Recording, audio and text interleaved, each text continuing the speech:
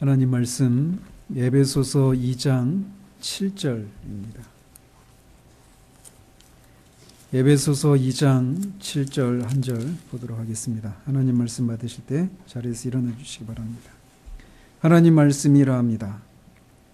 이는 그리스도 예수 안에서 우리에게 자비하심으로써 그 은혜의 지극히 풍성함을 오는 여러 세대에 나타내려 하심이라. 아멘.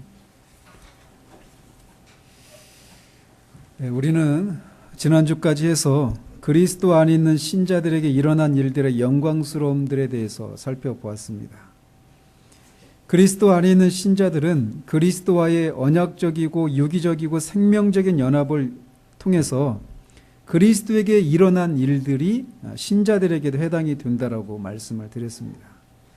그리스도는 십자가에서 죽으시고 다시 살아나셔서 무덤 밖으로 걸어 나오시고 하늘에 올라서 하나님 보좌 우편에 앉아 계십니다. 마찬가지로 신자들도 살아나고 일으키심을 받고 하늘에 앉혀졌는데, 그것이 의미하는 것은 소극적인 측면에서 죄와 율법과 정죄와 하나님의 진노와 사탄의 지배에서 벗어나게 되었고, 또 새 생명을 누리면서 거듭나서 새 생명을 누리게 되어서 하나님을 향해 살아나서 하나님과 교제하고 그분을 갈망하게 되고, 사탄의 지배가 아니라 하나님 나라에 속해서 성령의 지배를 받는 그런 사람이 되었다라고 하는 사실들을 우리의 말씀을 통해서 살펴보았습니다. 그렇다면 하나님은 왜 저와 여러분과 같은 죄인들에게 이런 일들을 행하셨을까라는 겁니다. 즉, 왜 우리를 구원하셨는가? 왜 죄와 허물로 죽은 자들을 살리시고 일으키시고 하늘에 앉히시는 일들을 하셨는가라는 겁니다. 그것에 대해서 사도는 이는 그리스도 예수 안에서 우리에게 자비하심으로써 그 은혜의 지극히 풍성함을 오는 여러 세대에 나타내려 하심이라 라고 말을 하고 있습니다. 그러니까 이는 이라고 하는 것이 영어로는 in order that입니다. 그러니까 뭐뭐 하기 위해서, 이런 뜻입니다. 즉, 앞에서 이 1절에서 3절까지에 있는 우리의 그 비참하고 절망적인 상태 가운데 있던 우리를 4절에서 6절에서 말하고 있는 그런 영광스러운 자리로 옮기신 그 이유가 무엇인가, 무엇을 목적으로 해서 그런 일을 하셨는가에 대해서 7절에서 이렇게 말하고 있다는 것입니다. 그런데 우리말 성경에는 이 7절에서 이 주어가 잘 나타나지 않습니다. 이 7절을 잘 보시면 그 은혜의 지극히 풍성함을 이라고 말할 때, 그 은혜의 지극히 풍성함은 누구의 은혜입니까? 여기서는 문맥상 하나님의 은혜의 지극히 크심을 말합니다. 근데 하나님의 은혜가 지극히 풍성하다는 사실들을 오는 여러 세대에 나타내려 한다라고 하는데, 이 은혜를 나타내려고 하는 주체가 누굽니까? 누가 하나님의 은혜의 지극히 풍성함을 나타내시기 위해서 이 앞에 있는 4절에서 6절까지 일들을 하셨다라고 말하고 있습니까? 여기서는 하나님이십니다. 하나님께서 그리스도 예수 안에서 이 4절에서 6절까지 해당되는 일들을 하신 거예요. 그리고 그 일을 통해서 하나님의 은혜가 지극히 풍성하신 분이시다라고 하는 것을 나타내기 위해서, 어디에? 오는 여러 세대에. 즉, 이것은 하나님께서 우리를 구원하신 목적이 하나님 자신의 영광이 어떠하심을 오는 여러 세대에 나타내시기 위함이다 라고 하는 말과 동일합니다. 우리를 구원하신 목적은 하나님의 영광을 나타내기 위함이다 라고 사도가 말하고 있는 거예요. 우리를 구원하신 목적이 하나님의 영광을 나타내기 위함이다 라고 하는 이 말에 대해서 여러분들은 어떤 생각을 가지고 계십니까?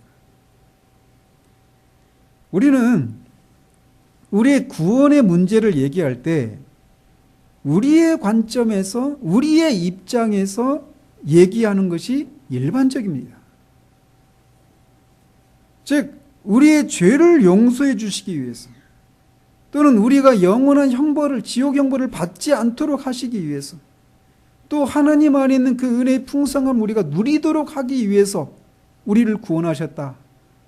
뭐 다양하게 우리를 구원한 목적을 이런 식으로 다양하게 표현하는데, 어쨌든 그 구원의 목적을 우리의 입장에서 말하고 있다는 것입니다. 그리고 그렇게 말하기가 쉬워요.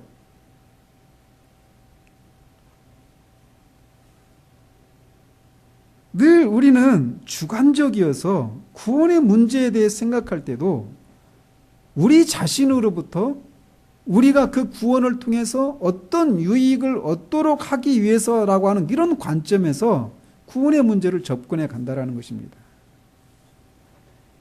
그러나 사도가 우리의 구원의 목적을 하나님의 영광을 위한 것이라고 말하고 있는 이 사실을 우리가 주목해 볼 필요가 있어요. 즉, 구원의 목적은 1차적으로는 우리가 우선이 아니라는 것을 우리가 기억해야 한다는 것입니다. 아니, 우리를 구원하시기 위해서 하나님께서 그의 아들을 이 땅에 보내시고 고난을 겪다가 십자가에서 죽으시게 하시고 부활시킨 것이 아닌가라고 생각할 수 있어요. 맞습니다. 그렇지만 이것이 구원의 1차적인 목적이 아니라는 것이에요.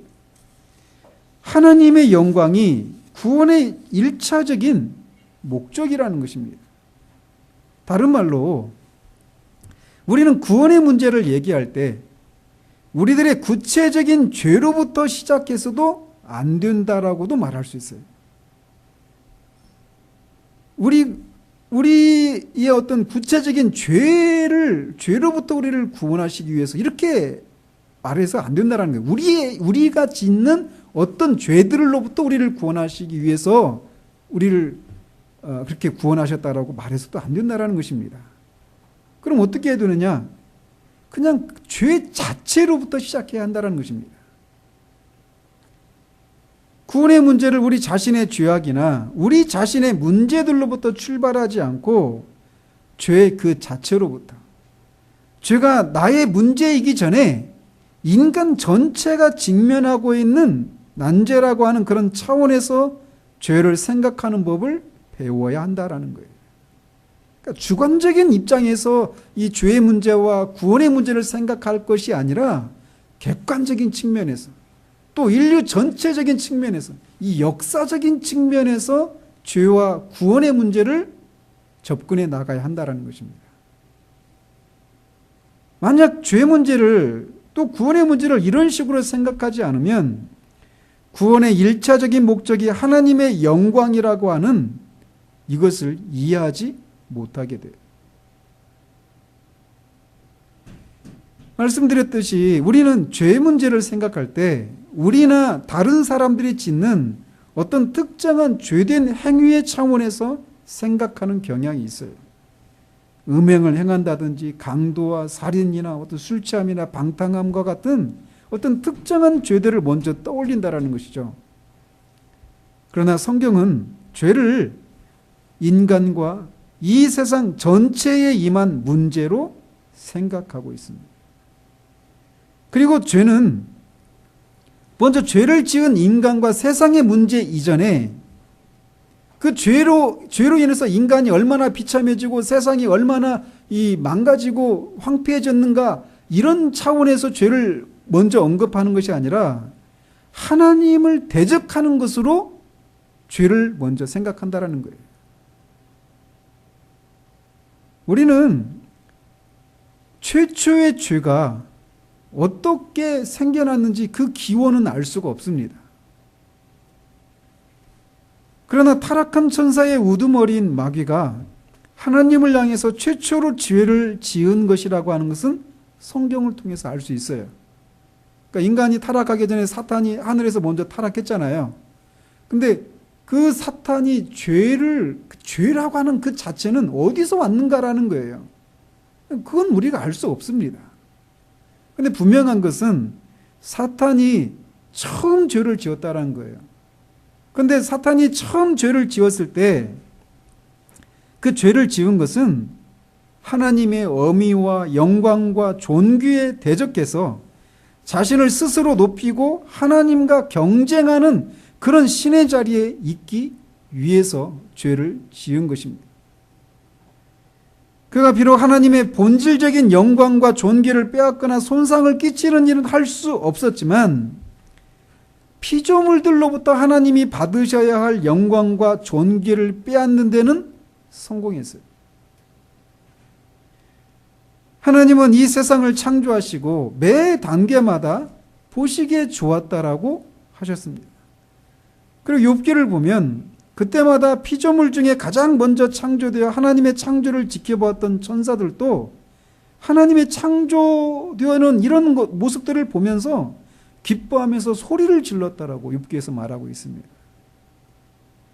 그리고 맨 마지막에 이 창조의 마지막에 인간을 창조하시고는 보시기에 심히 좋았다라고 말씀하셨어요. 즉 하나님은 이런 창조를 통해서 그분의 전능하심과 지혜와 영광의 탁월하심을 나타내셨어요. 하나님은 창조라고 한 이 행위를 통해서 하나님이 얼마나 영광스러운 분이신가를 계시해 주신 것이죠. 그리고 그것을 지켜보았던 하늘의 천사들과 영적인 존재들이 하나님의 그 창조를 통해 드러난 하나님의 영광을 바라보며 그분을 높였습니다. 찬양했어요. 그런데 마귀가 스스로를 높여서 하나님을 대적하며 일어섰습니다. 그가 하나님의 영광과 존귀와 권위를 무너뜨리는 방법은 하나님의 창조 세계를 망가뜨리는 것이었어요. 그 중에 아담과 하와는 하나님의 걸작품으로서 하나님이 보시기에 심히 좋았다고 하셨던 창조에 있어서 활용정점과 같은 존재들이었습니다. 그런데 마귀는 하나님의 걸작품인 인간을 타락하도록 유혹함으로써 그들을 무너뜨려 버렸어요. 그리고 그 결과 이 세상의 죄가 홍수처럼 밀려들었고 죄로 인한 각종 비참함이 하나님의 창조 세계에 밀려들어왔습니다. 한번 우리의 상상을 해보십시오. 홍수가 한번 지나가면 어떻게 됩니까? 막 길이고 집이고 다 엉망이 되겠죠. 그런 것처럼 죄가 이 하나님이 보시기에 심히 좋았다라고 말하는 이 창조세계에 죄가 들어오고 홍수처럼 밀려들고 나니까 홍수가 스치고 지나간, 휩쓸고 지나간 그 도시와 거리들이 엉망진창이 된 것처럼 하나님의 창조세계가 그렇게 엉망진창이 되고 말았어요. 그리고 그런 모습을 통해서 마귀는 하나님의 영광을 찬양하는 존재들에게 조롱하는 겁니다. 너희들이 찬양에 맞지 않는 하나님이 만든 이 세상을 봐라. 그가 보시기에 심히 좋았다라고 말했던 이 완전한 세상이 어떻게 되었는가? 과연 하나님이 너희들이 찬양에 맞지 않는 것처럼 영광과 존귀와 어미로우신 분이 맞는가? 이렇게 질문을 던지는 거예요. 또 그가 만족해 마지 않았던 그의 형상을 따라 지음을 받은 이 인간들의 비참함을 봐라 라고 소리를 치는 겁니다. 하나님의 대리 통치자라던 아담이 지금 어떻게 되었는가 봐라. 아담이 나의 뼈 중에 뼈, 살 중에 살이라고 말했던 그 하와가 어떻게 비참하게 되었는지 봐라. 그들에게서 난 자식이 동생을 쳐 죽이는 이 참상을 봐라. 그리고 이 악한 세상에서 벌어진 일들을 봐라. 그래도 과연 하나님이 영광과 존귀와 경배를 받으시기에 합당한 존재라고 할 수 있느냐? 이것이 마귀의 외침이었습니다. 이처럼 죄라고 하는 문제는 그 죄로 인해서 죄를 지은 인간이 또 이 세상이 비참해지고 하는 이런 문제가 먼저가 본질적인 것이 아니라 그 죄의 결과 인간을 창조하신 또 세상을 창조하신 하나님의 영광이 그렇게 찬양받을 만한 그런 영광과 존귀한 분이 아니다라고 하는 것을 드러내는 것이란 말이에요. 죄의 문제를 그런 관점에서 생각해야 한다는 것입니다. 마귀의 관심은 온통 하나님의 영광과 존귀를 해치는 것에만 있었어요. 그것을 실현하기 위한 수단으로서 그는 아담과 하와를 유혹하고 타락하도록 속였던 것입니다. 그의 유혹을 받고 우리가 알다시피 하와와 아담이 타락해서 비참해졌지만 말씀드린 것처럼 죄의 1차적인 대상은 하나님을 향한 것이에요. 따라서 사탄에게 있어서 어떤 면에서는 아담과 하와는 관심의 대상이 아닙니다. 아주 낮은 수준의 관심에 머물러 있는 거예요. 그의 관심은 하나님의 영광을 해치는 것에 있어요. 그것을 위해서 마치 장기판에 놓여있는 말과 같은 그런 존재밖에 안 되는 거예요. 아담과 하와라고 하는 존재는. 만약 아담과 하와가 아니라 그 하나님의 걸작품이 아담과 하와가 아닌 다른 존재였다면 또 그 대상을 향해서 그 대상을 망가뜨리고 하나님의 영광을 훼손하는 일들을 했겠죠. 마찬가지입니다. 저나 여러분도 사탄에게 큰 관심의 대상이 아니에요. 어떤 면에서요? 하나님의 영광을 해치는 이 문제와 비교할 때 말이에요. 그러나 사탄이 우리에게 관심을 두고 우리를 예의주시하고 우리를 넘어뜨리려고 호시탐탐 노리는 이유가 무엇입니까? 우리를 넘어뜨리는 것을 통해 결국은 하나님의 영광을 손상시키는 것이 있는 거예요. 그런 관점에서 우리에게 관심을 갖는 것이라는 것이죠. 이 말씀을 왜 드리느냐? 우리가 죄의 문제 또 구원의 문제를 생각할 때 우리의 관점에서 생각해서는 안 된다라는 것이에요. 하나님의 입장에서 하나님의 관점에서 생각해야 한다라는 것을 말씀드리고 있는 것입니다. 죄가 이렇게 하나님을 대적하는 것이에요. 그래서 그걸 통해서 하나님이 그렇게 영광스럽고 존귀분이 아니다 라고 하는 것을 드러내고자 하는 사탄의 대적이라고 하는 이런 차원에서 생각해야 되는 것처럼 구원은 또 무엇입니까? 이것의 정반대입니다. 구원은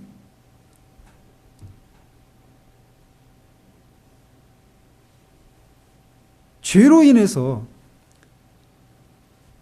하나님이 전능하지도 완전하지도 지혜롭지도 않으신 분이시고 영광과 존귀와 경배를 받으실 만한 분이 아니라고 하는 것을 소리치고 있어서 죄는 하나님의 영광과 존귀와 권위의 문제였어요. 그렇기 때문에 구원의 1차적인 목표는 하나님이 자신에 대해서 스스로 변호하시는 것을 향하게 되어 있습니다.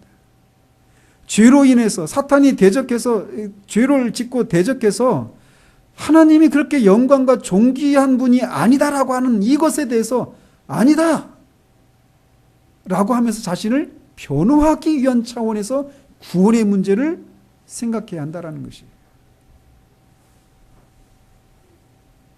우리 주님은 마귀를 처음부터 살인한 자요 거짓의 아비라고 말씀하셨습니다.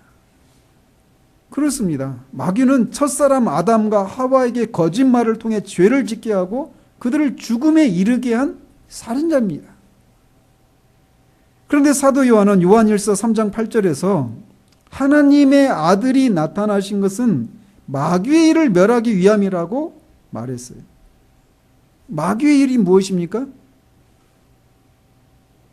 앞에서 말씀드린 것처럼 마귀의 일은 그가 타락한 천사들과 아담과 그의 후손들을 속여서 하나님에 대해서 오해하도록 하고 타락시킴으로 그들로 하여금 하나님의 영광과 존귀와 권위를 무너뜨리도록 하는 일이에요. 하나님은 이 일로 인해서 그분의 영광과 존귀와 권위에 손상을 입으셨어요. 그런데 반대로 하나님은 인류를 구원하시는 이 일을 통해서 하나님 자신의 영광과 존귀를 스스로 변호하시고 선포하시고자 하신 거라는 거죠. 구원의 문제를 그렇게 접근해야 하는 것이라는 거죠. 하나님께서 왜 이 땅에 그의 아들을 보내시고 사람들에게 멸시와 천대를 받게 하시고 십자가에 죽게 하셨습니까?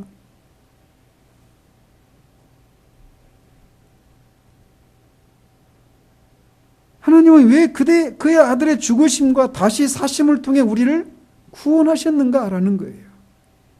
그것에 대해서 오늘 7절에서 말하고 있는 겁니다.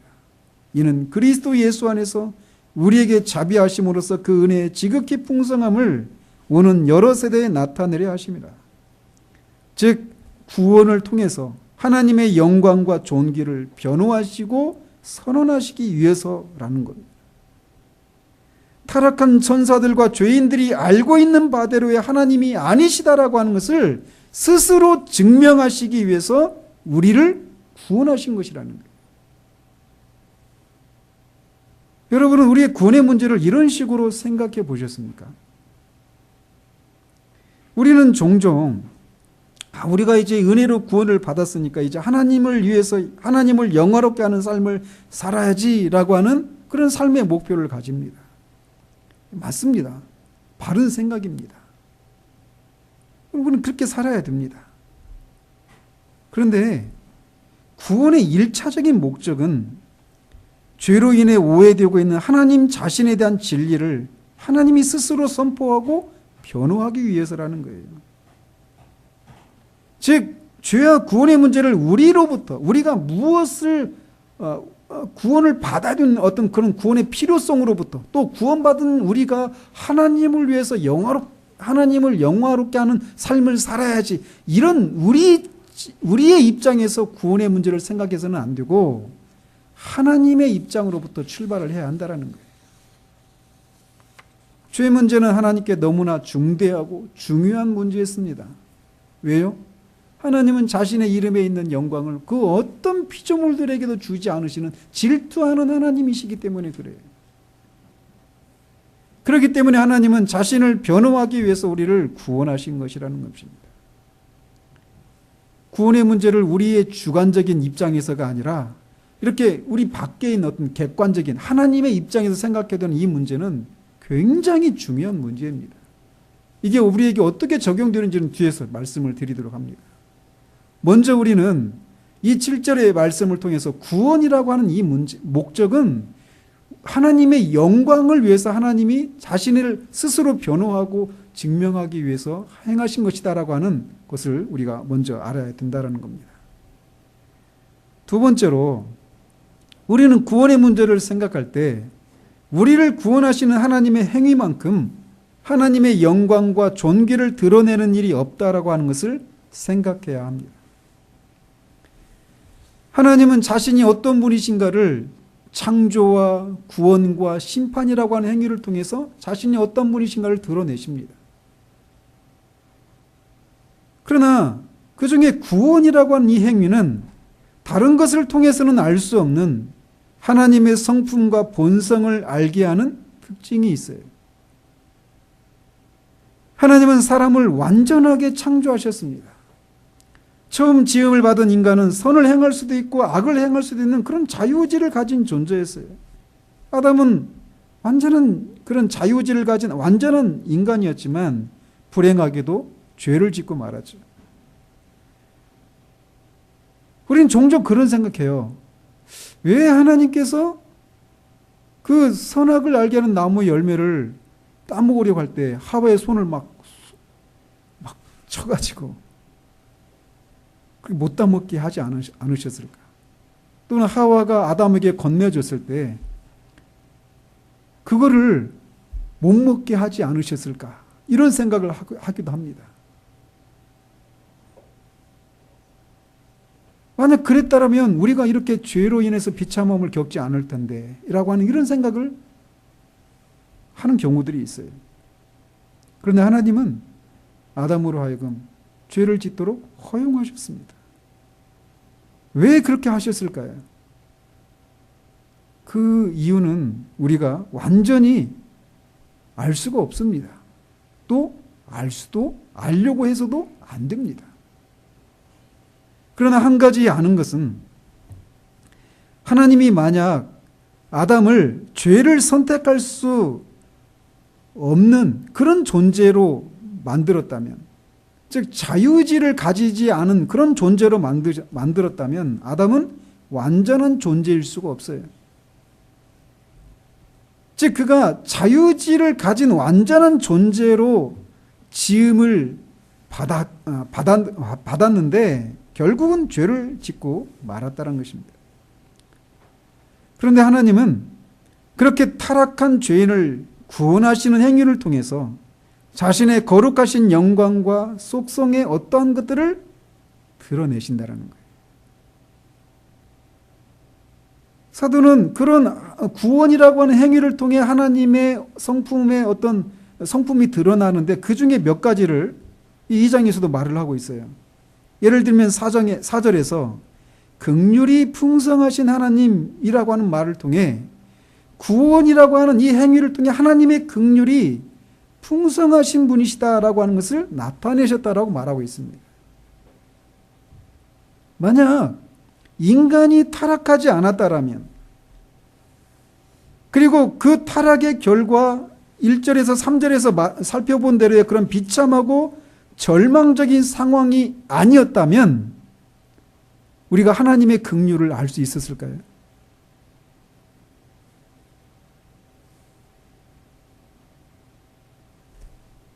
따라서 이 타락이라고 하는 이 일이 있었고, 그렇게 타락해서 비참한 가운데 있는 죄인을 구원하시는 이 하나님의 구원 행위가 있기에 그 구원 행위를 통해서 하나님이 긍휼이 풍성하신 분이시다라고 하는 것이 온전한 방식으로 드러날 수 있었다라는 것입니다.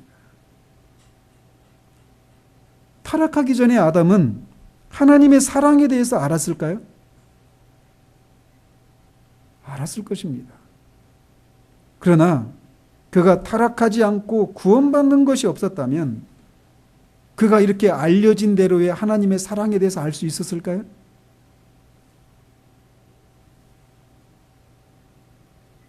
사절에서 사도는 긍휼이 풍성하신 하나님이 우리를 사랑하신 그 큰 사랑을 인하여라고 말하고 있습니다.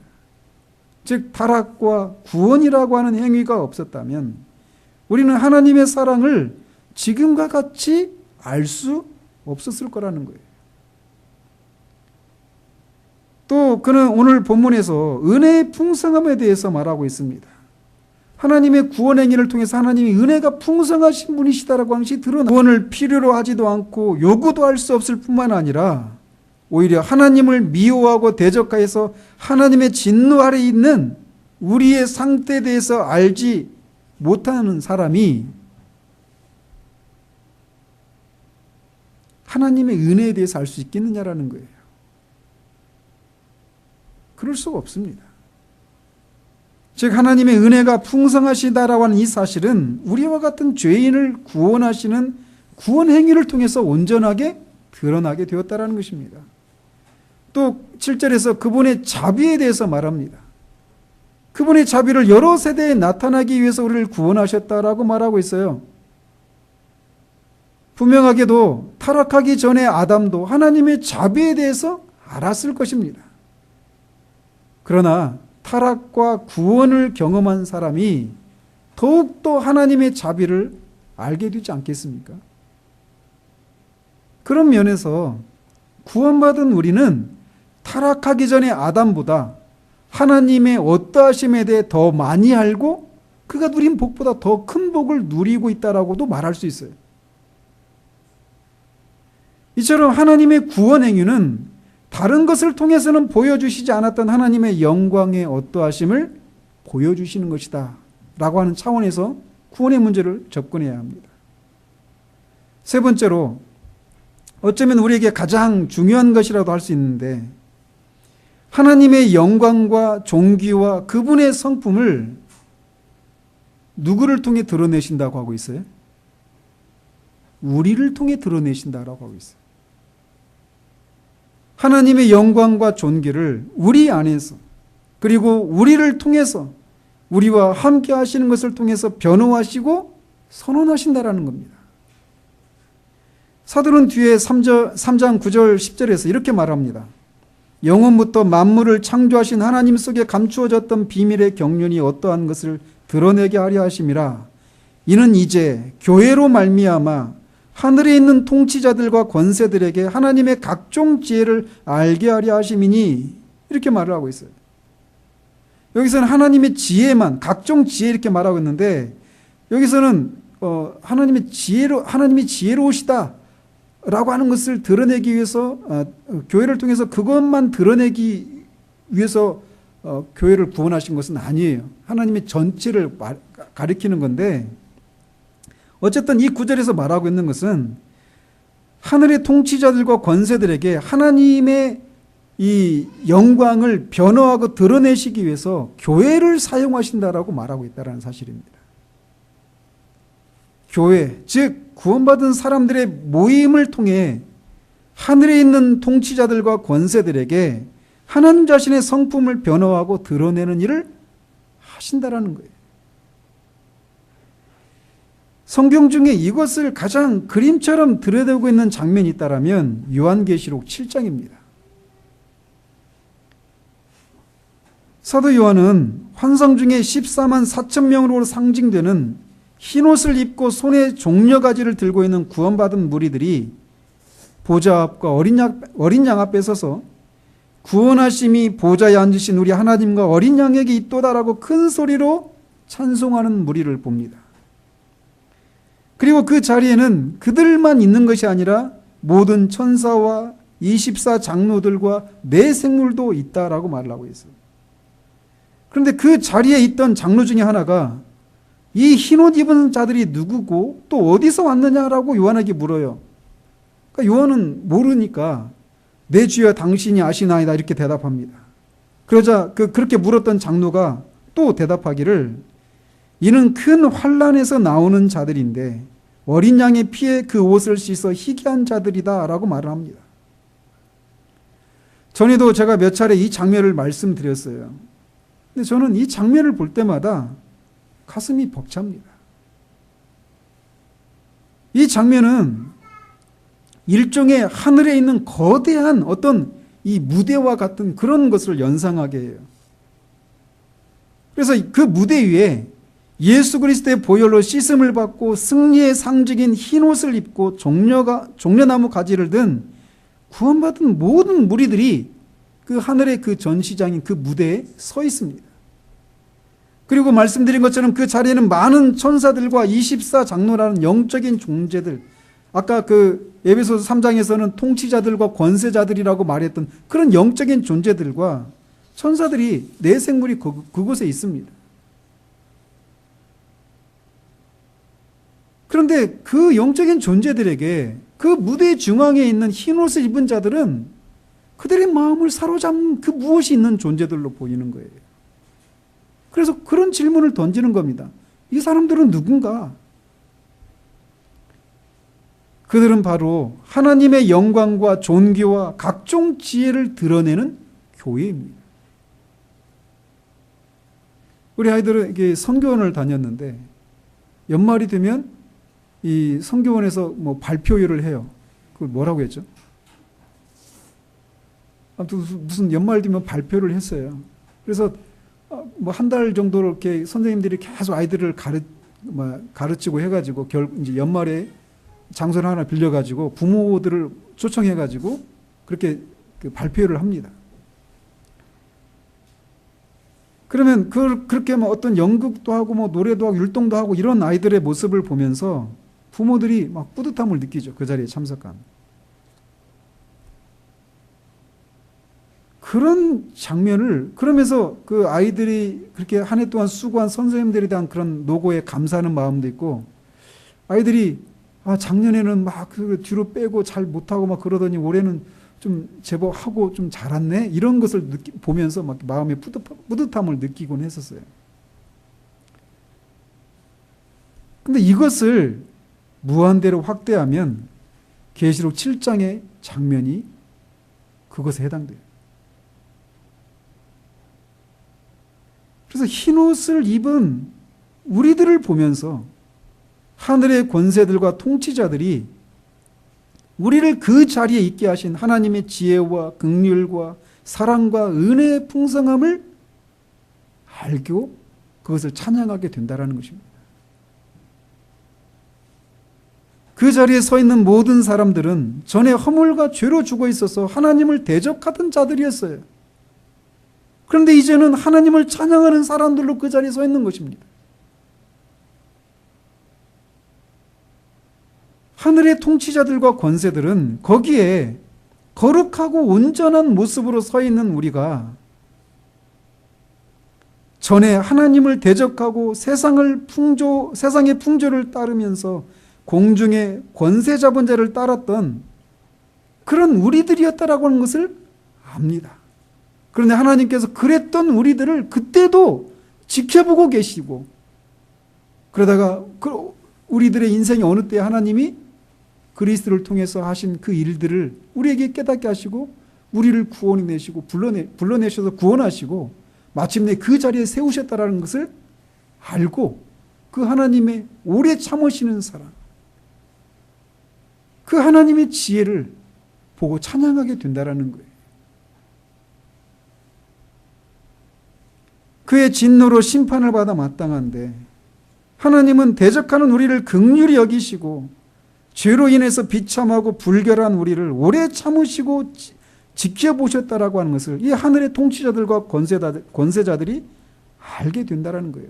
그리고 그런 것을 통해 우리들이 그 자리에 서 있는 우리들이 하나님이 정말 얼마나 오래 참으시는 분이시고 사랑과 은혜가 풍성한 분이신가를 입증하는 그런 것이 된다라는 것입니다. 또한 흰옷을 입은 우리들을 보면서 통치자들과 권세들은 그런 우리를 구원하시기 위해서 하나님께서 스스로 구원의 길을 내셨다라고 하는 것을 보면서 놀랍니다. 거기에 서 있는 사람들 중에 아무도 자신은 구원을 받아야 될 필요성을 느끼지도 못했고 또 그 자리에 설 수 있는 자격도 스스로 갖춘 사람이 아무도 없었어요. 그런데 하나님은 자격이 없는 그들을 그 자리에 세울 수 있도록 하기 위해서 스스로 길을 내셨다라는 거예요.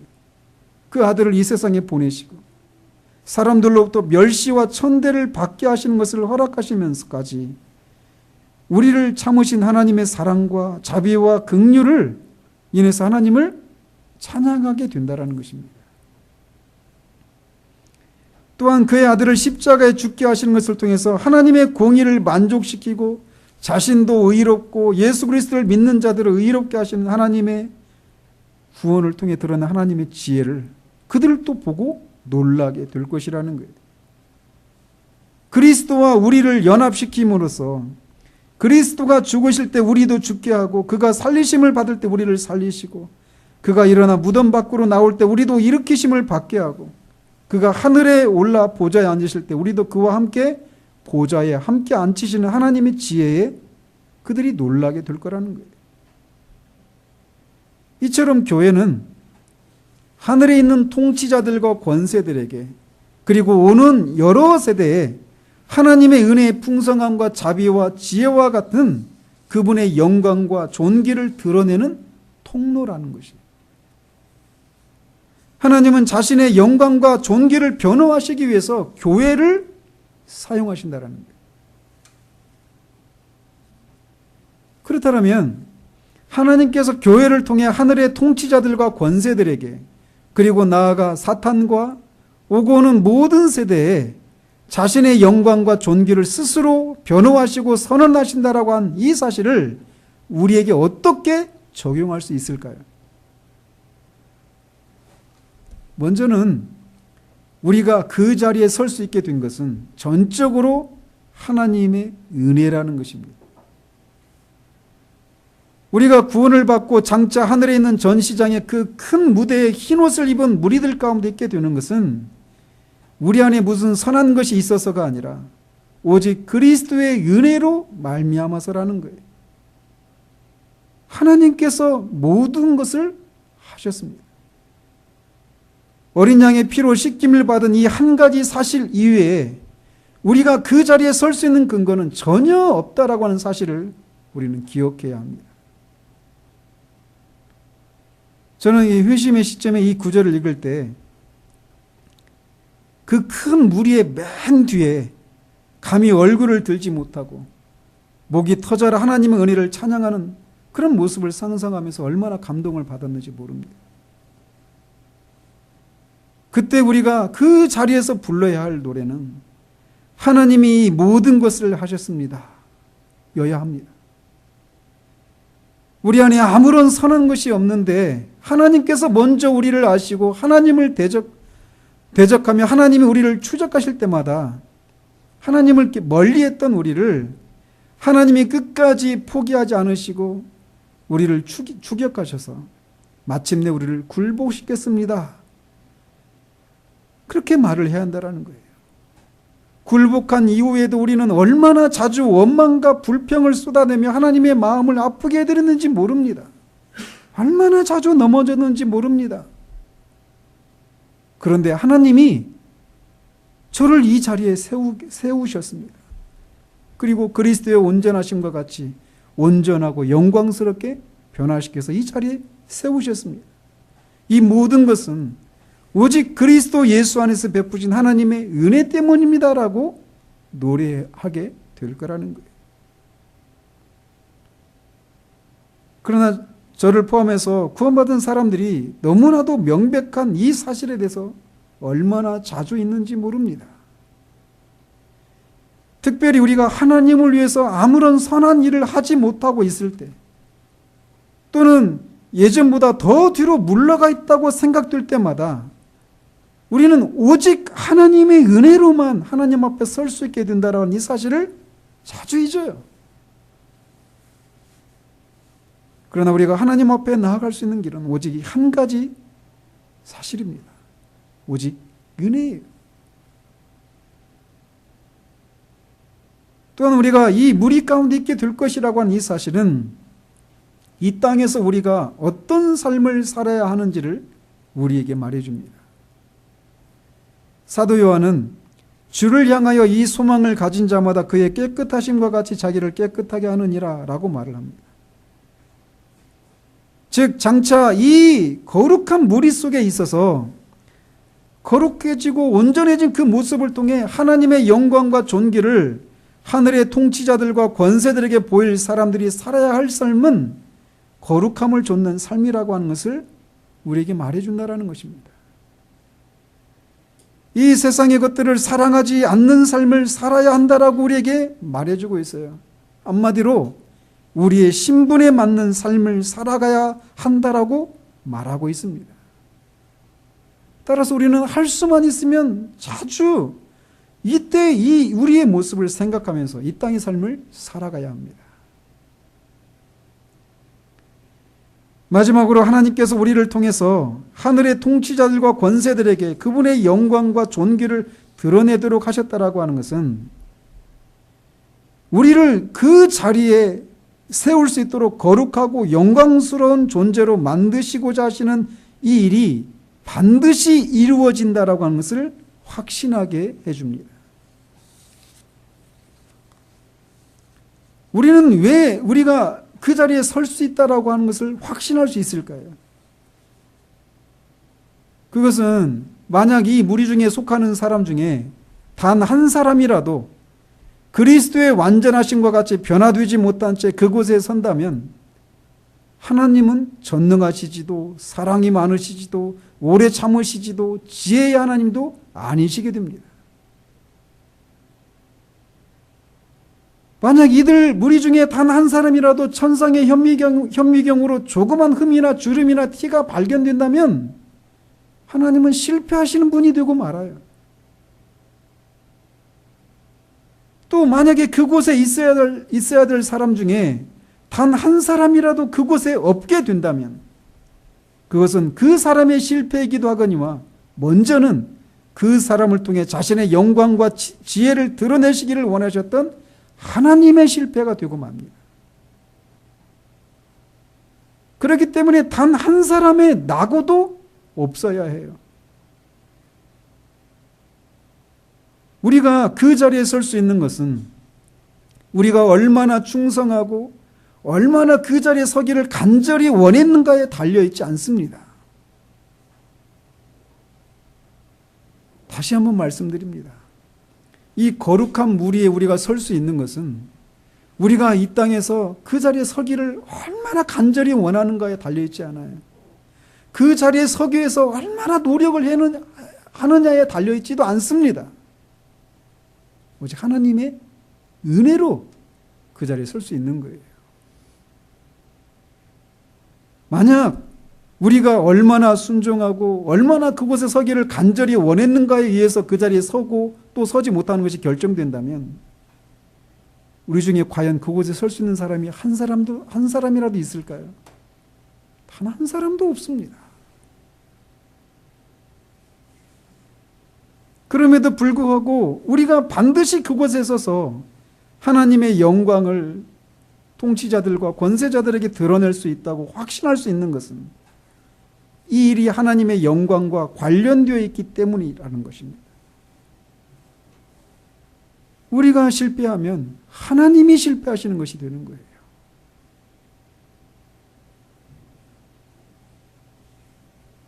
여러분, 이게 기독교입니다.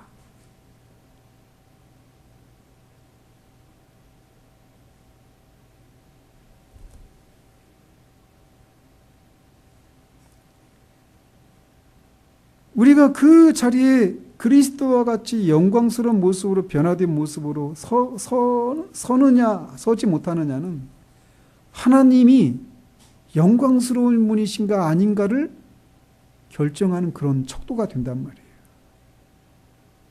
그렇기 때문에 하나님은 반드시 우리를 그 자리에 세우십니다.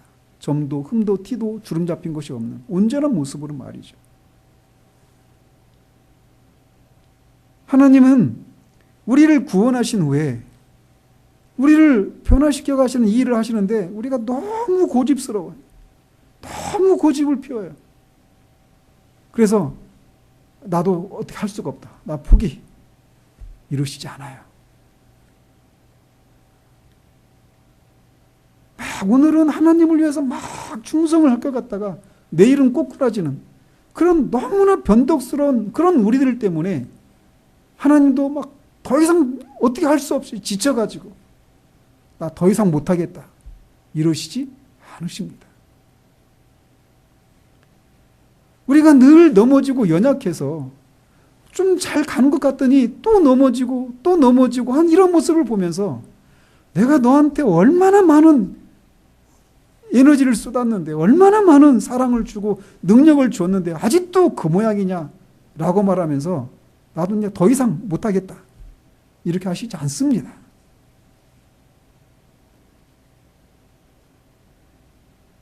우리가 너무 불성실하기 때문에 하나님이 포기하시는 그런 일이란 없습니다.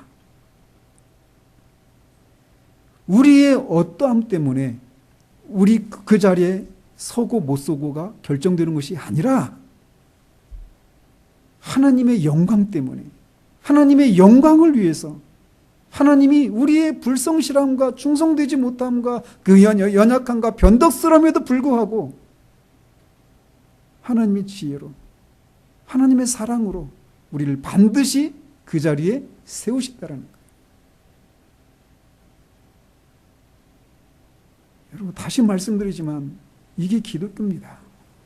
이게 복음이에요. 그분은 시작하시다가 중단하신 분이 아니십니다. 그리스도 예수 안에서 시작하신 일을 끝까지 마치시는 분이셔요. 우리의 확신과 안전은 바로 여기에 근거합니다. 하나님의 목적은 우리를 구원하시는 데에만 있는 것이 아니라 우리의 구원을 통해 자신의 영광을 변호하고 선포하는 것에 있기 때문에 우리를 온전케 하시는 이 일은 반드시 이루어집니다. 믿으십니까? 우리의 양심은 사단은 우리를 보고 네가 그 자리에 설 수 있겠느냐라고 말합니다. 그리고 그렇게 말할 때 우리는 변명의 여지가 없어요. 우리 자신을 보면 이렇게 연약한데 이렇게 옛날보다 더 뒤로 물러가 있는 것 같은데 이렇게 성실하지 못한데 아무런 변화가 없는 것 같은데 우리를 보면 그렇습니다. 그러나 하나님의 영광을 위해서 반드시 우리를 온전한 모습으로 그 자리에 세우십니다.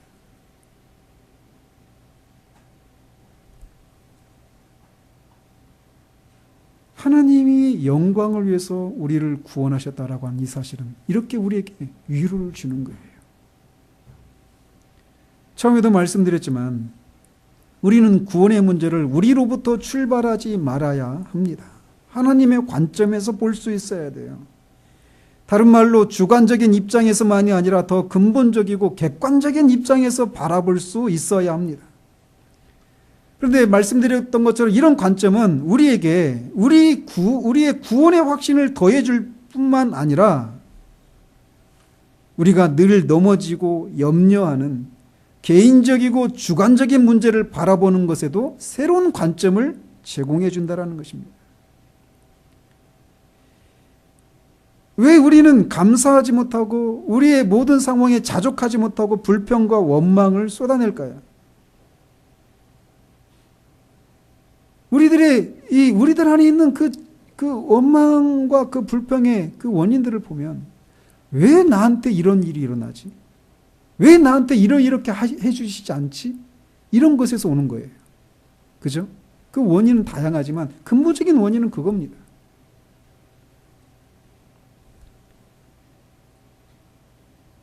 그렇지만 우리가 우리의 주관적인 차원에서, 주관적인 입장에서가 아니라 더 위에서, 더 객관적이고 더 큰 관점에서 구원의 문제를 바라본다면 우리 안에 있는 이 주관적인 상황을 바라보는 것에 있어서 새로운 관점을 우리에게 제공해 준다라는 거예요. 이것은 마치 오늘 현대인들이 얼마나 많은 이유들로 우울증에 걸려 있습니까? 제가 우울증을 가볍게 생각하는 건 아니에요. 그런데 만약 전쟁이 일어난다면 어떻게 될까요? 지금 물이 안 나와, 추워, 신발이 떨어졌네, 옷이 작네, 옷이 안 어울리네, 머리 모양이 왜 이러지? 아무튼 우리는 막 수많은 이유들로 인해서 우리 안에 그런 이 불평이 많아요. 그런데 전쟁이 일어났다고 생각해 보세요. 물도 안 나오고 전기도 끊기고 여기저기 사람이 죽어나가고 언제 죽을지 모르는 그런 전쟁이 우리가 이 한반도에 일어난다고 생각해 보세요. 그러면 아마 지금 우리들이 중요하게 생각하고 우리의 마음을 상하게 하는 그 많은 것들 중에 대부분은 문제거리도 아니게 될 겁니다. 그렇지 않겠어요? 마찬가지예요. 큰 것을 큰 관점으로 바라볼 때 작은 것들이 문제가 아니게 되는 것처럼 우리의 주관적인 상황에 대해서 왜 이런 일이 일어날까? 왜 나한테 이렇게 하시지? 왜 이런 것들을 안 하시지? 왜 안 주시지? 이런 것 때문에 우리가 그런 불평들이 있단 말이에요. 감사하지 못하는 것들이 있단 말이에요. 그런데 구원의 문제를 하나님의 관점에서, 이 객관적인 관점에서 바라본다면 그런 상황을 새롭게 보게 된다는 거예요. 하나님이 우리의 그런 많은 연약함과 불평에도 불구하고 하나님의 영광을 위해서 반드시 그곳에 세우신다. 이 큰 일을 하신단 말이에요. 이거보다 더 크고 엄청난 일은 없어요. 근데 그 큰 일을 하시는데 작은 일을 안 하시겠느냐라는 것입니다.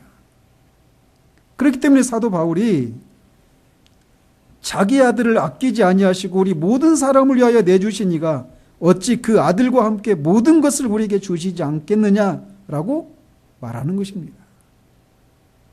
다시 말씀드리면 우리가 우리의 삶에서 일어나는 많은 불평과 불안과 염려들, 이런 것들이 우리 가운데 일어날 때마다 어떻게 해야 된다는 것입니까? 하나님의 영광을 위해서 우리를 주름도 흠도 티도 없이 온전한 모습으로 그 자리에 세워서 하늘의 통치자들과 권세자들에게 우리를 그렇게 빚으신 하나님의 영광을 드러내는 그 자리에 우리를 반드시 세우신다라고 하는 이 사실을 자주 묵상해야 한다는 것입니다. 그 큰 일을 하실 것인데 그보다 작은 일들을 하지 않으시겠는가? 그 생각이 우리로 하여금 우리의 이 주관적인 상황에서 오는 그런 결핍을 새로운 시각으로 바라보게 만들어준다라는 거예요. 하나님이 우리를 그리스도 안에서 구원하신 목적은 하나님이 정말 죄인들이 이 세상에 알고 있는 사탄이 그렇게 거짓말하고 있는 그런 하나님이 아니시다라고 하는 것을 스스로 변호하기 위해서 하나님의 영광을 우리를 통해 드러내도록 하기 위해서 우리를 구원하셨다라고 하는 이 사실을 우리가 깊이 묵상하고 그 사실 안에서 우리가 거하는 우리들이기를 우리 주님 이름으로 축원드립니다. 기도하겠습니다. 하나님 아버지, 우리는 죄의 문제나 구원의 문제를 얼마나 자주 우리 개인적이고 주관적인 입장에서 그렇게 접근해 나가기 쉬운 존재인지 모릅니다.